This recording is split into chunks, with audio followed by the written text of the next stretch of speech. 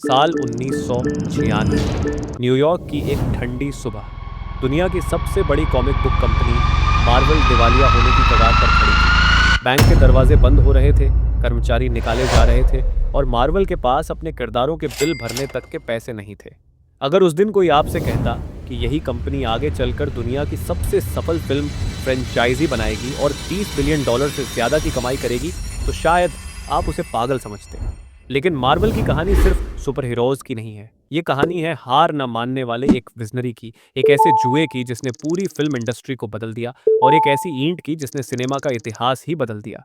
क्या आप जानते हैं कि स्पाइडर मैन और आयरन मैन को बचाने के लिए मार्वल ने अपने सबसे कीमती गहने तक बेच दिए थे? 90 के दशक की शुरुआत मार्वल के लिए किसी विलेन के हमले से कम नहीं थी। कॉमिक बुक्स की बिक्री गिर रही थी। लोग अब कॉमिक्स पढ़ना छोड़ रहे थे। मार्वल पर $700 मिलियन का कर्ज चढ़ चुका था। हालत यह थी कि मार्वल को खुद को चैप्टर 11 बैंकरप्सी के लिए फाइल करना पड़ा। कंपनी को बचाने के लिए मार्वल के पास सिर्फ एक रास्ता बचा था, अपने सबसे पॉपुलर किरदारों के फिल्म राइट्स बेचना। उन्होंने एक्समैन और फैंटास्टिक फोर को फॉक्स को बेच दिया, स्पाइडरमैन को सोनी को दे दिया और हल्क को यूनिवर्सल को। मार्वल ने अपने घर के सबसे मजबूत पिलर्स को सिर्फ इसीलिए बेच दिया ताकि वो जिंदा रह सकें। लेकिन असली ट्विस्ट तब आया जब मार्वल को एहसास हुआ कि दूसरों को राइट्स बेचने से वो कभी बड़े नहीं बन पाएंगे, उन्हें खुद की फिल्में बनानी होंगी। मार्वल के पास पैसे नहीं थे, लेकिन उनके पास एक सपना था, मार्वल स्टूडियोज। 2005 में मार्वल ने एक ऐसा रिस्क लिया जिसने सबको हैरान कर दिया।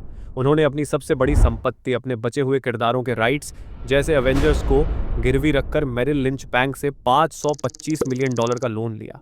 शर्त बहुत कड़ी थी, अगर पहली फिल्म फ्लॉप हुई तो मार्वल के बचे कुचे किरदार भी बैंक के हो जाएंगे, मार्वल खत्म हो जाता। अब सवाल था कि शुरुआत किससे करें। उनके पास न कैप्टन अमेरिका था, न स्पाइडरमैन। उनके पास था एक बी ग्रेड का किरदार जिसे लोग आयरन मैन कहते थे। आयरन मैन बनाने का फैसला तो हो गया, लेकिन टोनी स्टार्क कौन बनेगा? डायरेक्टर जॉन फेवरो एक ऐसे एक्टर को चाहते थे जिसकी असल जिंदगी टोनी स्टार्क जैसी हो। उन्होंने चुना रॉबर्ट डॉनी जूनियर को। मार्वल के बोर्ड मेंबर्स चिल्ला उठे, नहीं। रॉबर्ट उस वक्त विवादों में घिरे थे, ड्रग्स और जेल के चक्कर काट रहे थे।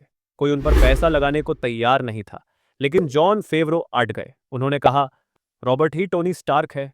और जब 2008 में आयरन मैन रिलीज हुई तो पहली ही लाइन के साथ दुनिया ने मान लिया कि मार्वल ने इतिहास रच दिया है।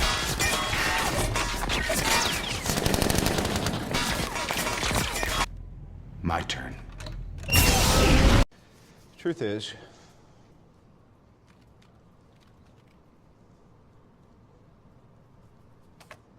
I am Iron Man.